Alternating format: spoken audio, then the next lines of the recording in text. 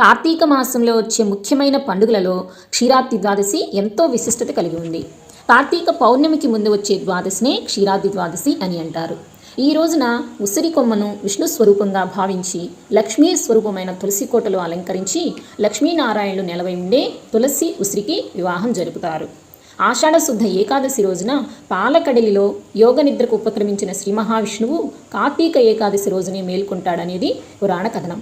అలా యోగ నిద్ర నుంచి మేల్కొన్న శ్రీహరి ద్వాదశి రోజు లక్ష్మీదేవిని పరిణయమాడారు. ఇంతటి విశిష్టత కలిగినటువంటి క్షీరాబ్ది ద్వాదశి 2025వ సంవత్సరంలో స్వస్తి శ్రీ చాంద్రమాన శ్రీ విశ్వావసునామ సంవత్సరం దక్షిణాయనం శరదృతువు కార్తీక మాసం శుక్లపక్షం ద్వాదశి తిథి ప్రారంభం నవంబర్ 1వ తేదీ శనివారం అర్ధరాత్రి 2:51 ప్రారంభమై నవంబర్ 2వ తేదీ ఆదివారం అర్ధరాత్రి 1:21 వరకు ద్వాదశి తిథి అయితే ఉంటుందండి. సూర్యోదయానికి మనకి ద్వాదశి తిథి నవంబర్ 2వ తేదీ